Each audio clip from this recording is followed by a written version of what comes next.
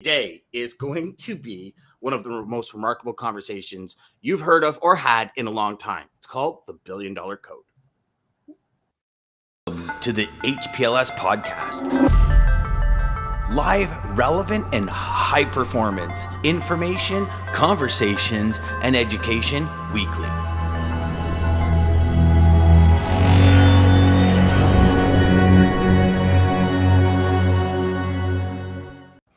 Hey everybody! Okay, so we have Lisa coming in hot. Jeff Lisa coming in hot here, and then Jeff right behind. Good morning, Jeff. Good morning, Lisa. Y'all, we have a amazing show today. Say that word again. Just say that word again, because the $1 billion code. The $1 billion code, and here's the reason why. When you start a company and you want to get to a certain point, leadership is the key. How do you guide your team? And our guest today, Chuck Snow, the founder of Traffix, is that person to tell us. Chuck, thank you so much for being here, my friend.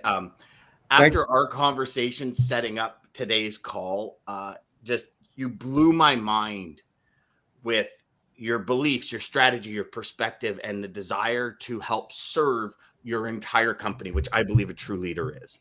So thank you. Yes. That's what it's all about. You're quite welcome.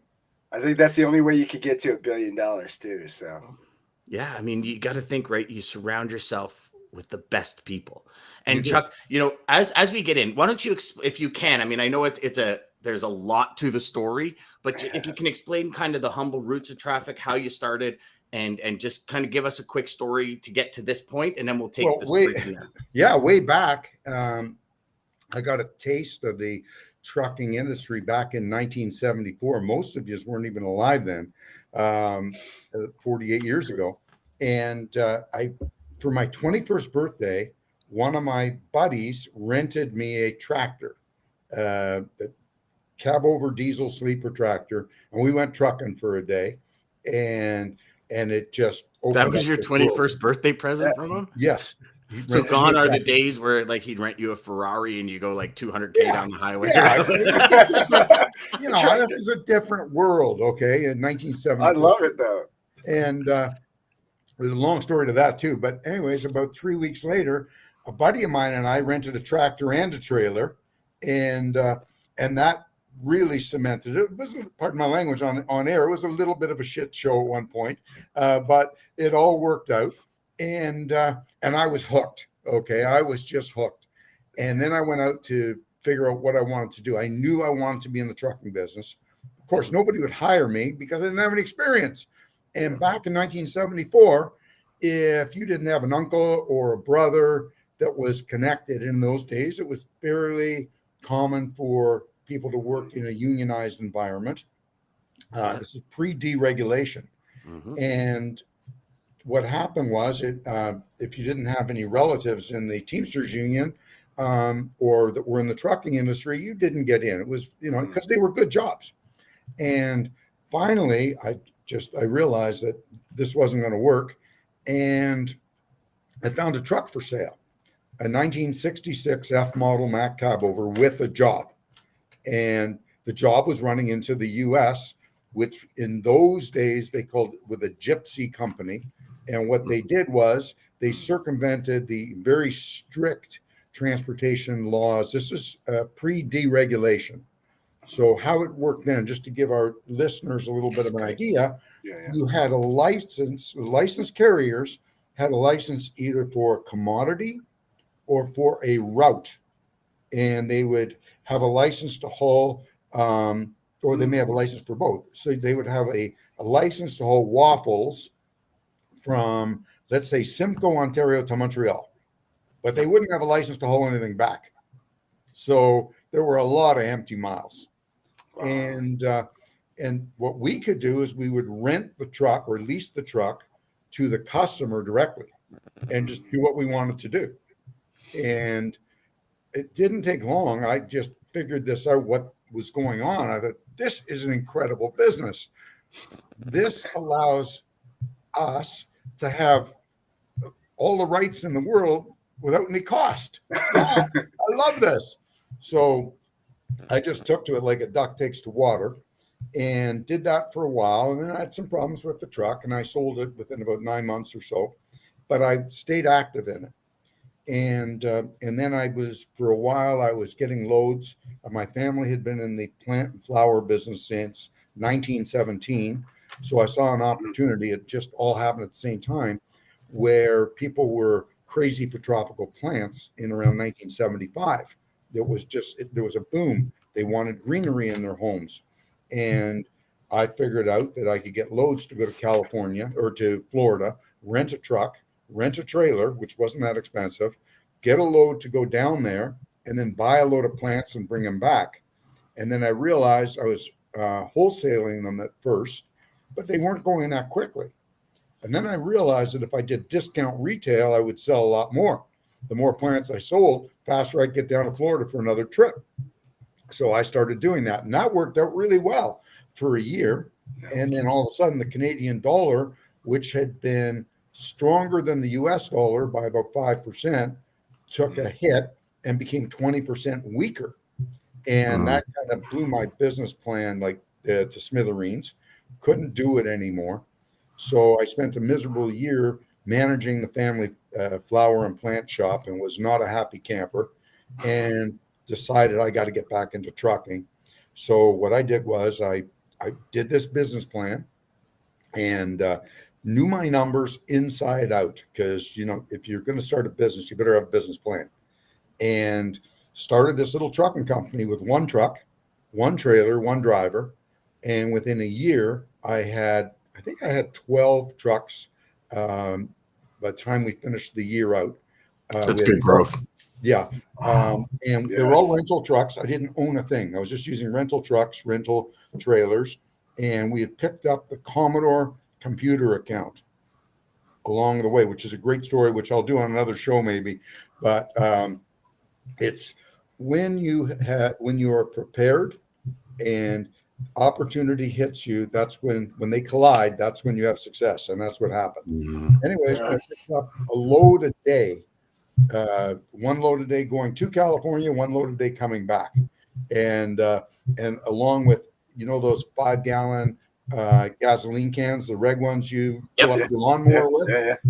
Well, there was one major player in that sector called Scepter Manufacturing, and this was during the gasoline shortage. So we made a lot of money. The gasoline shortage of I think it was 1979. And then one day, my first business partner, Peter, and I were talking, and we were having a lot of problems with drivers even back then. And he said, what about us just becoming brokers? And now brokerage was fairly new in those days. It was a new concept. In Canada, there were no large brokers. In the US, they were just, C.H. Robinson had been around for years and years and years already, but they were mostly exempt commodities. And as were most brokers. And then what brokers that didn't handle exempt commodities did was they would actually broker freight for carriers, and they would do something called trip leasing, where they would get a truck and you would run under that carrier's authority in the US. That's how the Americans worked it. And the brokers kind of took a little piece out of that. And Peter said, what about opening up a brokerage here? And I said, I think that's a great idea. We don't have to deal with these guys directly. And we started up. We figured out a name. I came up with the name Traffix, which I told you before, Dan. It's a long, long story, but I'll make it really quickly. I'll make it real quick. What happened was we picked the name Traffix, and I was open my first day of business. I was in the office, and I answered the phone. Good morning, Traffix. I'm so excited. I'm 26 years old. I've got this brokerage. Now, there had been some brokerages in Canada, but they were basement operations, and we were bringing this into the boardroom, and which we did. But anyways, it was like my third call of the day, and it was a gentleman named Gordy Young who had been in the, he was in the trucking business, and he called me because everybody knew me from the asset side. Yeah. And I answered, good morning, Traffix. And he said, what did you say? And I said, Traffix. He said, how do you spell that? And I spelled Traffix. And Gord said, you can't use that name. I said, why? He says, well, number one, I owned a company called Traffix. It's in Brantford. I sold it. They had the worst case of illegal trucking with the Ontario Department of Transport you'd ever want to see. It made case law. And there's still and oh no, I just bought this sign and stationery and all this stuff. Oh my goodness. So I thanked them. I called Traffix and I said, do you do trucking? Oh no, we just do warehousing. And good, we don't do any warehousing. So you know what? We just kind of left it. Now I did hear from them about 3 years later. I got a cease and desist letter and we worked it out. And I said, listen, we don't work in the Brantford area. We do no warehousing. And at that point, the owners were older people. And they said, just go do what you want to do. And they let us go. But we did have a long and colorful battle of our own with the Ontario Department of Transport, which morphed into the Ontario Ministry of Transportation and Communication, and then became, I think, Ontario Ministry of Transport. And we got into real battles that took us all the way to the Supreme Court of Canada. And wow. We spent, including my former business partner's time, we spent over $1 million. This is in the 80s, fighting this because we felt that we could legally offer this service to shippers and to carriers, because our whole thing at the time was our focus was to bridge those empty miles. There were small carriers. Now, some of them were licensed and some of them were leasers. Okay. And when a lot of these leasers had their own customers that were shipping out of New York or New Jersey or California, but they needed freight to go down there. Mm-hmm. And we were that sales force. So this just took off. And we didn't have a lot of competition because it was an illegal business and we had to fight our way through. And then we went to the Supreme Court and we lost. And then the lawyer called me and he said, we lost our decision. And I said, well, don't worry about it. I said, I need you to appeal it.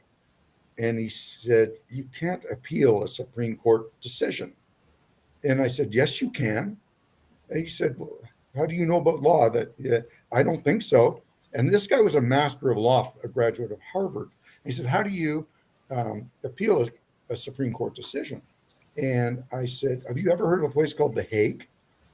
He said, are you crazy? The World Court? I said, Mel, I don't need to win. I just need time. And he said, no, I got a better idea.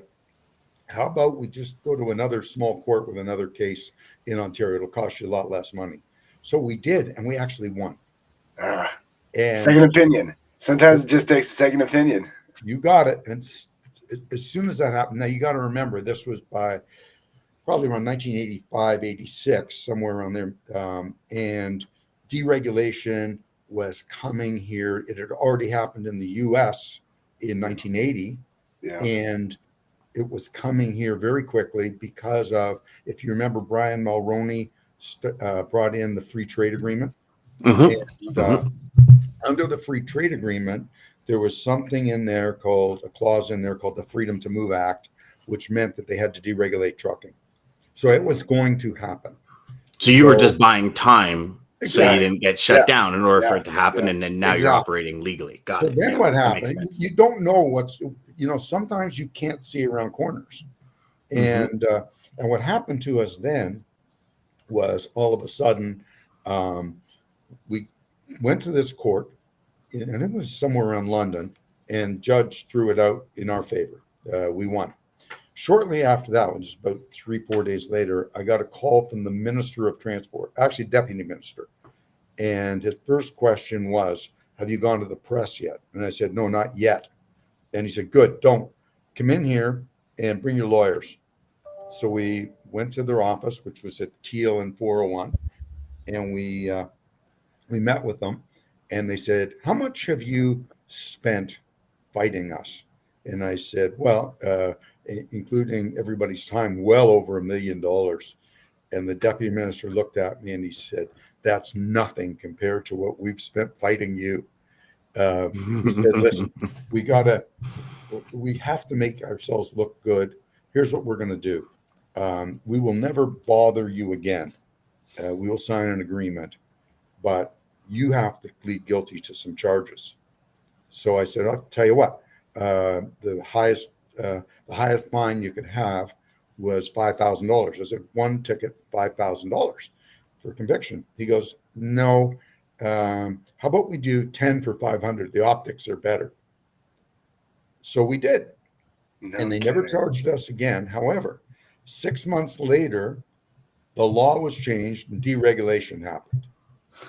And when deregulation happened, it was pretty horrible for the regulated trucking industry. 95% of them went broke overnight. Really? Yes, because they had borrowed money to buy authority.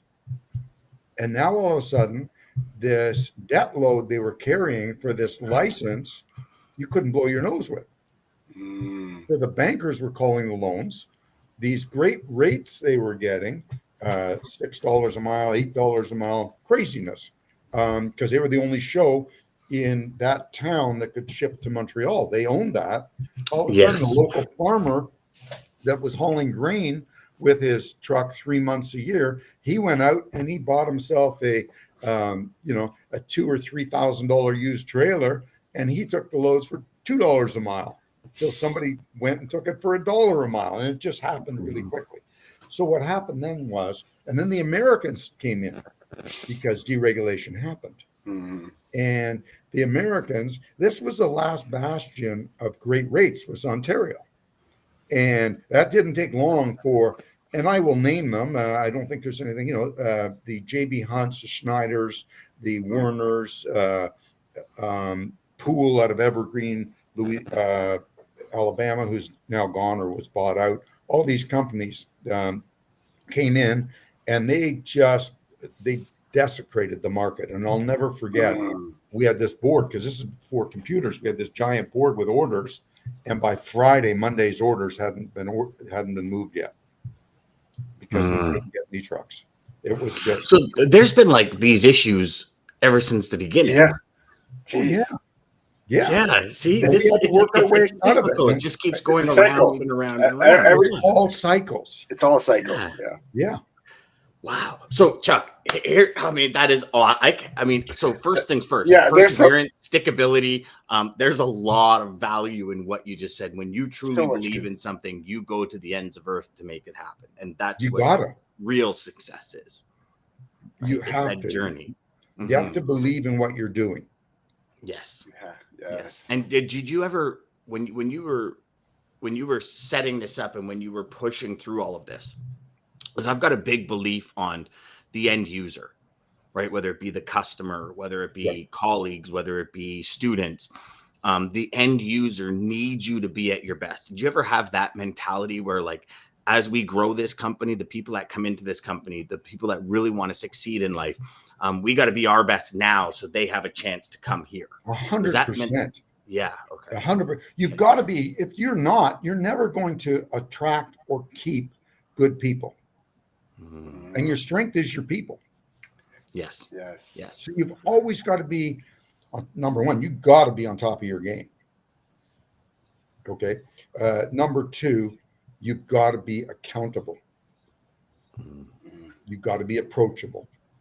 You cannot be running a business from some sort of an ivory tower where people can't contact you. Yes.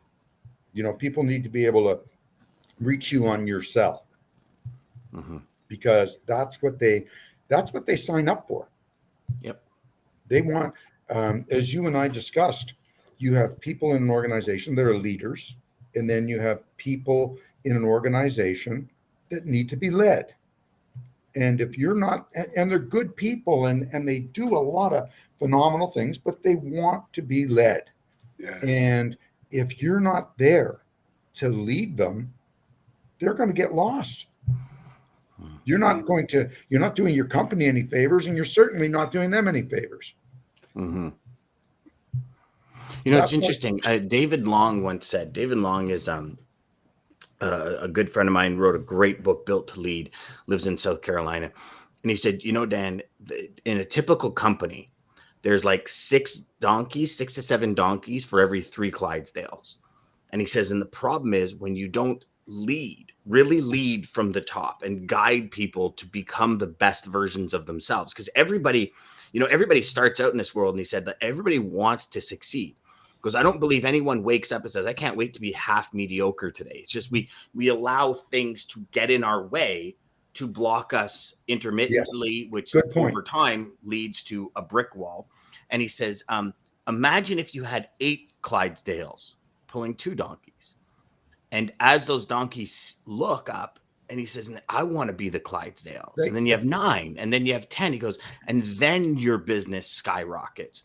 So how did you when you got, and especially, now to the beginning to now, did you always look for Clydesdales, or did you bring people in and say, we can help them become Clydesdales? We always look for Clydesdales. What were certain qualities you looked for in pulling that person up to the next level? And then, you know what, when you realize you had somebody on board that had none of those qualities, you didn't keep them. If there was sometimes there is a place in an organization for those mules. There'll be some tasks, but they're not usually happy. Okay. Yes. And you're always looking for the best, and the best in people. And sometimes you see somebody, it happens all the time, where you see somebody that is behaving like a mule, but they're actually a Clydesdale. Yeah. Mm-hmm. They're a thoroughbred Clydesdale. Nobody's ever given them the opportunity. They haven't peeled or back they just the don't layers. believe in themselves enough. Well, that happens too, but that happens because they don't believe in themselves, because nobody's ever given them the opportunity. Yes. Yeah. And when you give them the opportunity to succeed and to grow, they do. I've watched it so many times where somebody is better than they think they are. And you spend some time and some energy developing that person. And they sometimes, you know what, you can't make a silk purse out of a sow's ear, but a lot of times you can get those people to really come to life when you show them some attention and you just give them the encouragement and the tools to do their job. Yeah. Mm-hmm. I love that you said that. Oh my goodness. Yeah, that is. Mm-hmm. So one thing that really stood out when you and I had our conversation was, even when Traffix hit $1 billion in sales, the Chuck Snow that started the company, that believed in all of this, remained the same Chuck Snow. 100%. And to me, that is like, because, there's something to be said when you hit that big beat, right? There's most companies are like, as soon as they hit $1 billion, it's like, we get a private jet, we get this, we get that, we get this. And you didn't, and you stayed loyal to the original strategy, which was help people, always be available. You need somebody for a sales call, a meeting, I'm in, let's go. Which to me is absolutely remarkable. And it's the essence of a true leader, a true guide for your team. You can't, as I said earlier, you can't run these businesses from an ivory tower. You've got to get out into the trenches sometimes. If you look at any great leaders, they went out in the trenches. Mm-hmm. And that's part of it. Look at Abe Lincoln. He was right out there in the front. As a matter of fact, one of the guards behind him got shot in the eye because he was right up. Winston Churchill, same thing. These are great leaders. They didn't lead from an ivory tower. Yep. They went out. We're not, we're in a different thing, obviously, but still, I think that good leadership makes themselves available to go and do sales calls with customers, works with various departments within an organization to make them better. And that's how it's done. That's how you build a company. I think another hidden quality that you touched on that clearly, I think, in my opinion, you have, because you were strong about talking about the people you found talent in that they didn't believe themselves, but you were able to see it. I guess tell one of your greatest stories of somebody you didn't like. You could tell they had more talent than they were actually putting out. Basically, that mule that you turned into a Clydesdale. It seems like that's clearly was one of your driving passions of what helped with the success of Traffix, and I think that's kind of just one of those qualities of a great leader is finding that hidden talent and morphing them into something more than they even thought they could be. You're right, DJ, because you can't always just go out and recruit that talent. Yes. Sometimes you need to bring in the raw talent and develop it. Well, yeah, there's hidden talent and there's things locked up inside each and all of us. It's a great guide, a great leader that helps you break open. Nick actually said something really cool here. He said, you see this a lot in sports when a team gets a different coach. Sometimes a player that was written off because a star player, because the coach had a different plan for that person, becoming a Clydesdale from being a mule. And these players all of a sudden turn it up, and all of a sudden, like, where did they come from? Oh, they've been on the team for like 3 years. It's like, what? And now they're thriving because they thrive into that. It kind of goes back to school as well, right? Certain teachers were, I mean, for me anyways, like, can only speak for me. I hated school. I'm a grade 9 dropout, but certain teachers I still remember to this day because they were awesome teachers, and I love that subject. And so I remember all 2 of them.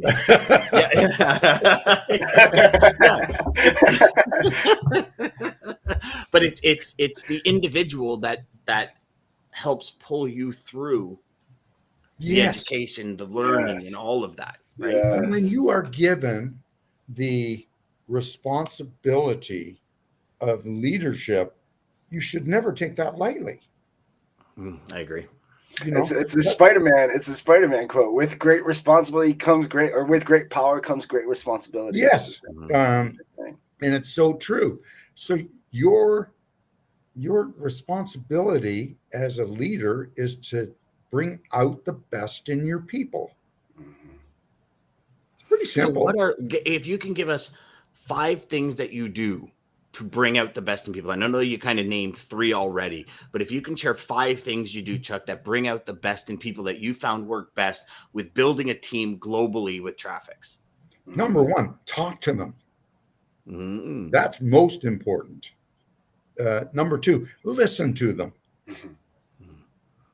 Number 3, work with them.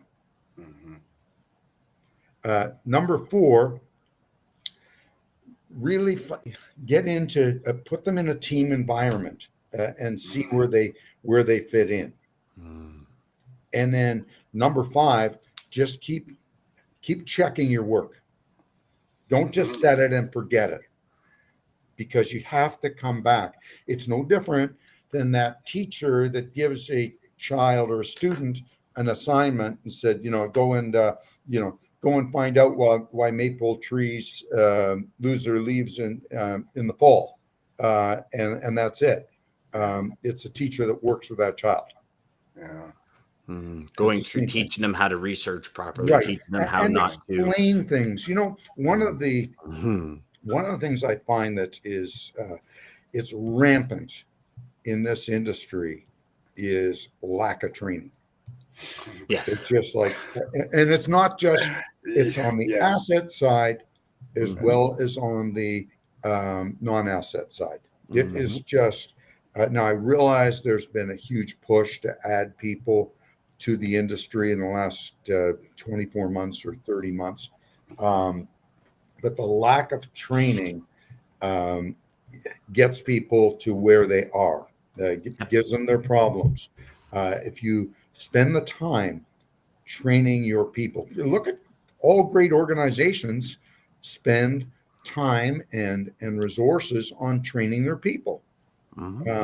You don't just bring in kids and young people from college and say, here's a seat, go and sell freight. And, third day on the job, somebody says, ask them, is it and it's usually in carrier sales, that's where they put them, or brokerage. And a carrier will say to the sales or to the carrier salesperson, is that a flatbed, a dry, or reefer? What's that? I've actually had that conversation, because you got to remember, at Traffix, I have worn, I'm not going to say I've worn every hat here, because there's a lot of new hats here, especially in IT, that were never here before. You have to remember, when we started, the only IT we had was a photocopier and an adding machine and a fax machine with a roll of paper in it. Exactly. We didn't even have, I'll tell you a funny story. We didn't even have a fax machine when we started. And I remember going on holidays and coming back. In those days, my partner at the time and I used to, we had young families. We did this for a couple of years. We would take a month off each, because he had a cottage and I had a motorcycle and a rural property. And we would each take a month, but we would bridge it by 1 week in between. And I came back after my month, and there's this machine there that is, it's 3.5 feet long, and it's got a roll on it that looks like a small, tight roll of paper towels. And I said, Wally, what is this thing? And he said, oh, it's called a fax machine. And I said, what do you do with it? And he goes, you get faxes from people. And I said, what, faxes? What's a fax? He goes, oh, it's a message. And I go, do we get a lot of faxes? He goes, no, we haven't gotten too many yet. I said, how much was it? He said, $5,000. And this is like 1986 or something. And I just shook my head and okay. And I got to say, that was the first technology that was a real game changer for the broker and the carrier. Because we used to have to phone all these carriers and ask them where they had trucks, or they would have to phone us and tell us where they were going to be. And we kept a board of who was going to be where, and we would just pick off inventory as loads became available. So, it just, things have changed. Yeah. And especially nowadays, IT, it looked nothing like what it did even 20 something years ago when I got in. It was, it's IT is a whole different game right now. So I can imagine you don't want to wear those hats, because that would be a serious learning curve. Yeah. You know what? Yeah, I'm good. Yeah, exactly. Really, the 3PL industry has truly become a tech play now. Yes. You got to have a huge tech stack in order to compete in today's day. Yeah. And a lot of, unfortunately, an awful lot of smaller brokers that have good businesses are being forced to either sell or to do something because they don't want to invest the money in technology. You have they're going to kind of stay at that plateau that they're at typically. And they know they can't. Customers they're with. Yeah. One of the things that's happening, Dan, is customers are starting to, and they've been doing it for a while. We've seen this for the last 15 years anyways. Customers are demanding more and more from their suppliers as far as tech. And if you're not willing, and tech's not cheap, and if you're not willing to spend $500,000 or $1 million to upgrade depending on what your customers want, but if you're not willing to spend that, then they're not willing to use you anymore. It's not that they don't like you. That's what in turn, that's what their customers are demanding. Yep. Is it fair to say the people that will not invest that to go to that next level could potentially be the next blockbusters? I mean, and that's going on all over. Yeah, these smaller. It's actually a great analogy, DJ. Yeah, you have small brokers all over North America that some of them they're not tiny, but they're they can be $30 or $50 million brokerage houses that are owned by people in their 60s that are going, you know what, I really don't want to spend $1 million right now. Sell the business and retire and enjoy. Exactly, and that's what they're doing. And there's amazing. We'll get to a couple of comments here before we get going.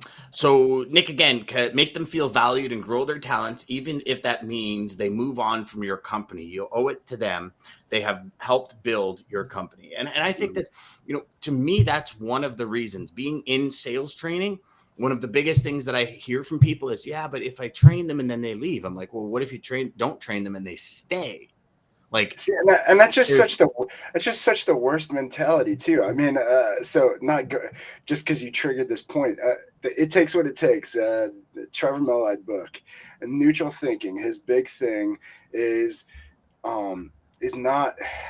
It's not overreacting and staying there. But he was with Nick Saban. Everybody knows Nick Saban, coach of Alabama, amazing team. But Nick Saban's mentality was, let's not train the mules.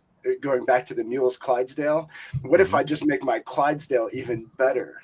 No. And so that's where he went. Was he went to the Clydesdale and raised their level, and it raised everybody around, and that's why you have Alabama winning year after year after year. Yeah, no, you've got to you've got to give those people an opportunity. And you know what? Yes, you are going to. We lose people, and we lose some good people sometimes because the grass is greener on the other side. They're promised a lot of times it's just somebody, it could be somebody being vindictive, which does happen in this business. And we will lose people. And quite often, it's for more money, or it's usually for 99% of the time, it's for more money. And then they find and it's usually more money right up at the front, like a signing bonus. What I've noticed is a signing bonus or something. And they're like, well, I'm living out of my means as it is now, so that signing bonus would really do me well because I kind of got myself in trouble. And then all of a sudden, it's everything's promised. Of course, everything's promised.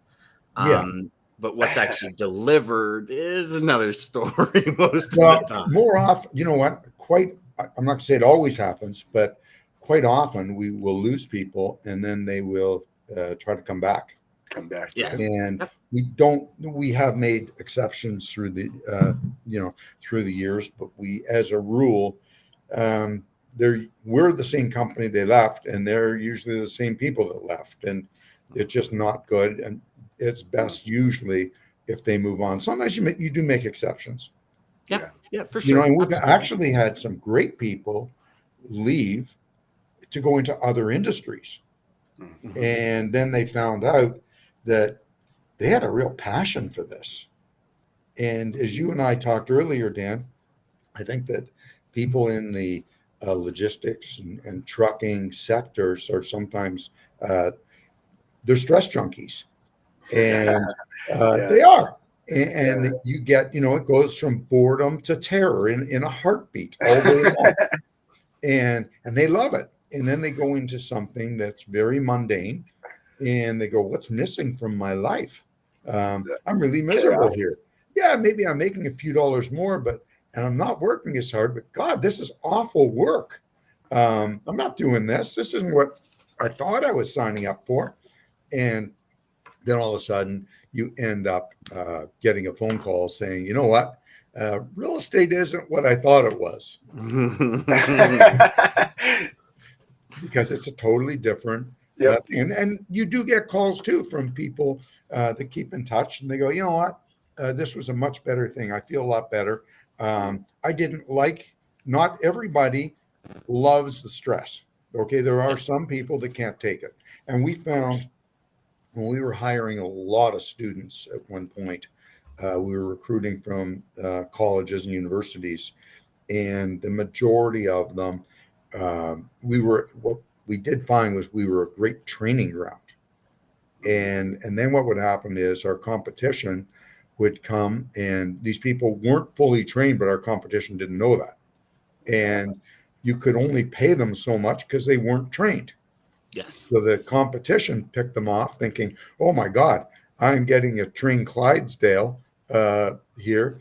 And they got a Clydesdale and they found out that this wasn't a Clydesdale. It was a Clydesdale with one broken foot or something. There's a wonderful sales book, and I forget the name of the author. And I took a one-night course, and actually, I had him on our Rates and Lanes podcast one night, and he wrote a book called Sales Dogs. Sales Dogs. Yes. Sales Dogs. I've never heard of that one. Well, now this individual that wrote the book, he's a great guy. And he came from the trucking industry. And he built, I think they were hauling a lot of air freight out of the out of LAX, if I'm not mistaken. And the book, it's very easy reading. I took the course. It was like a one evening course. I actually brought my whole sales staff many, many years ago. And I was so impressed with the book and with the course that I had him on the show. And one of the things I remember him saying is there are three types of salespeople. You have your pit bull, you have your Labrador retriever, and you have your poodle. And there's a place for all of them. Mm-hmm. And you know, in any sales organization, you have those three. Yep. And you need them all. And you know what? Sometimes you need to parachute the poodle in because he can take over an account or diffuse the situation. Yeah. And sometimes you need to send the pit bull. Mm-hmm. It was always funny. I know we got to get going because we're way over time, DJ. Sorry, but it was always funny because anytime you would see somebody leave a company, the pit bulls would come out, and they'd always send the pit bulls in to close the account and keep the account when the person left. And you're right, because there is certain times you need everyone. Wrong doesn't always work. Yeah. No, 100%. I mean, that's my one of those good friend cases. Bobby is a perfect example of that. That's one of those cases of not knowing who you're dealing with, not knowing your customer. Yeah, agreed. Yeah. Oh, this is so good. Oh my! The big question is, DJ, did you see the conversation going this way, and does your quote match the goal? Listen. I will be completely transparent and honest. I cheated. I went to a leadership Simon Sinek quote because I just love Simon so much. Because you knew it was about leadership. Got it. And I knew. I mean, come on. He went to $1 billion. The only way you get there is by being a good leader. So I don't care how good you are. I do need to say something. I was not the only one in leadership at Traffix. We had, I had blessed with 4 incredible partners, and each one of them brought their own set of unique and strong talents. Okay, that's number one. And then those leaders, everybody had their own people that worked with them, were right beside them, and they were incredible leaders. So it was, to get to this number, it's all about leadership. Yes. You are the sum of the 5 people you hang around with the most.